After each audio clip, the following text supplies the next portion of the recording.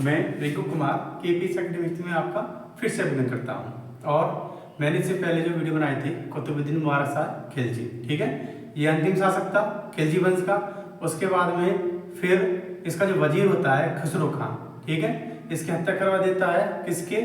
एक सरदार था जहीरा नाम से। हत्या करवाने के बाद में वो स्वयं को सुल्तान घोषित कर देता है। और ये प्रथम भारतीय था, जो प्रथम मुसलमान था जो दिल्ली के राजगद्दी पर बैठा था। पहले ये क्या था? खुसरो खान मुस्लिम था। किस नाम से जो ये बैठा था? ये बैठा था नासिरुद्दीन खुसरो शाह के नाम से। ये शासनकाल था 15 अप्रैल 1320 से 5 सितंबर 1320 तक। ये ज़्यादा दिन तक नहीं था, कुछ महीना तक ये दिल्ली राजगद्दी पर बैठा था। और ये वजीर था, सबसे ज़्यादा विश्वास पात्र था कुतुबुद्दीन मुबारक शाह खिलजी का। और इसने ही विश्वासघात किया था किसके साथ? कुतुबुद्दीन मुबारक शाह खिलजी के साथ में, ठीक है, क्योंकि ये विश्वास पात्र यही था और विश्वासघात भी इसने किया था। और उसमें ये प्रथम भारतीय मुसलमान था जो दिल्ली की राजगद्दी पर बैठा था। उन्होंने सल्तनत काल में दिल्ली की राजगद्दी पर बैठा था जो खिलजी वंश में था, प्रथम भारतीय सुल्तान। और उसके बाद में भी ये नासिरुद्दीन खुसरो के नाम से गद्दी पर बैठा। और एक बात और, इसकी जो माता थी वो हिंदू थी, इसकी भी माता, क्योंकि इसने इस्लाम धर्म को कबूल कर दिया था और ये मुसलमान बन गया था, ठीक है।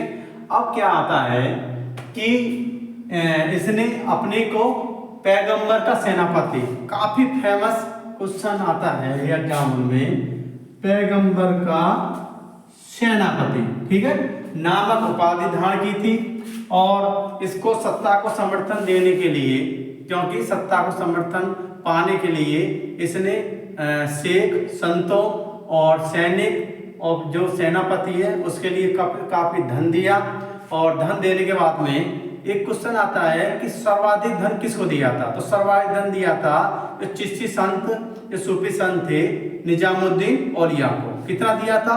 5 लाख टन का, ठीक है, सर्वाधिक धन 5 लाख टन का। किसको? चिश्ती सूफी संत निजामुद्दीन औलिया को। वैसे तो कहना तो नहीं चाहिए मेरे को, वैसे तो काफी इनकी वैसे तो काफी फेमस थे, सूफी संत थे चिश्ती संप्रदाय के, निजामुद्दीन औलिया। और इन्होंने 7 सुल्तानों का, 7 सुल्तानों का शासन देखा था।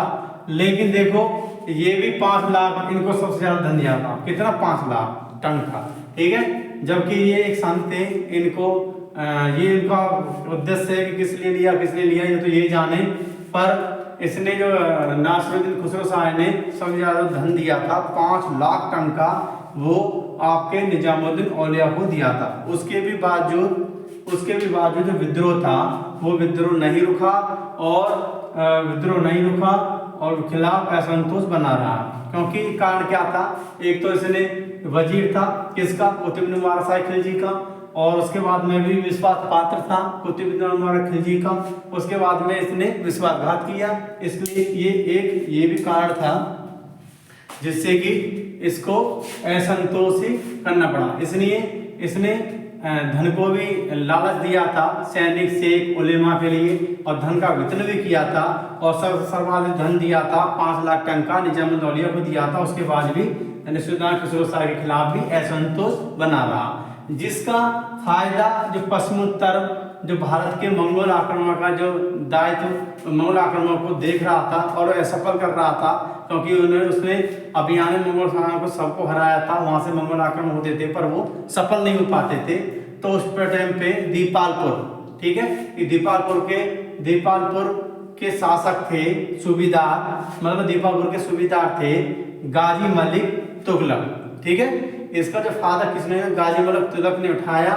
और गाजी मलिक तुगलक ने अपने पुत्र जौना खां, ठीक है, जौना खां को उसका अन्य नाम क्या है उसका? मोहम्मद बिन तुगलक। जौना खां मोहम्मद बिन तुगलक की सहायता से इंद्रप्रस्थ के निकट 5 सितंबर 1930 को नासिरुद्दीन खुसरो शाह की पराजित करने के बाद में उसकी हत्या कर दी, ठीक है। इसने क्योंकि दो थे, इसमें गाजी मलिक तुगलक था जो दीपालपुर का सूबेदार था, पश्चिमोत्तर भारत का जो मंगोल आक्रमण होते उधर से।